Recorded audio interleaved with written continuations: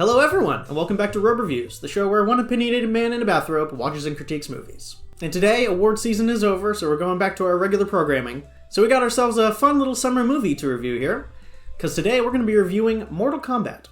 That dragon marking? I think it's an invitation to fight for something known as Mortal Kombat. Mortal Kombat, as you should all know by now, is a popular video game series, which they've turned into several movies throughout the years, most of them hilariously bad. This particular Mortal Kombat is directed by Simon McQuaid and written by Greg Russo and Dave Callaham.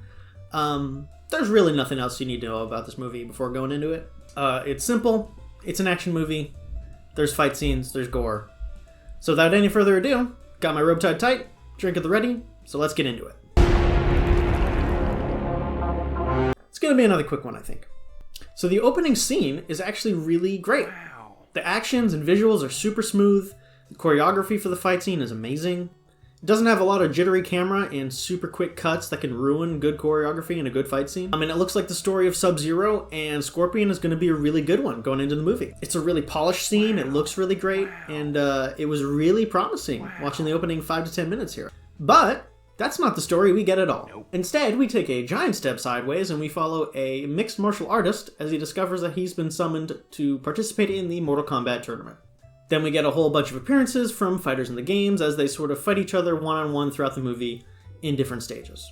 But not even in the tournament, just stages before the tournament because of some plot by the bad guys to eliminate all the good fighters before the tournament even starts. Anyways, our story about Scorpion and Sub-Zero doesn't really happen at all. And despite the opening sequence being so good with the action scene, the rest of them are not up to that level at all. Some scenes can still be fun and are still relatively well done, but a few of them start to fall into the trap with shaky cam and super fast cuts where you can't even tell what's going on anymore. So just from a filmmaking perspective, it starts to lack in certain places. And that's not talking about the story, or the actors, or the characters, or some rough moments as we go along. With a Mortal Kombat movie, you know what you're getting into already. There's going to be tons of fight scenes and tons of gore, and no one's really coming for a story or a dramatic sequence at all. It's supposed to be good, mindless fun, and stupid action. And in the 2-hour runtime, there's a lot of stupid action to watch. But unfortunately, like the Godzilla movie, they try to force a really dramatic story in between these action scenes, which doesn't fit at all. I think what people expect when they go into a movie like this is just a ton of fight scenes, and then in between there, some levity and some comedy to just glue it all together. Again, people are not looking for an emotional journey while watching Mortal Kombat, but they tried to give us one. The acting really doesn't help this hopeless dramatic plot either, and some of the moments from the actors can be really rough. Across the board, the performances seem just as forced as the drama did. But again, it's not entirely the actors' fault because this movie should not be about their acting at all. But that brings up the question, why make a movie that's just a string of fight sequences where we don't care about the main character or the story at all? I don't know. So, as is tradition, I'm going to give this movie a score out of 100. So, drumroll please.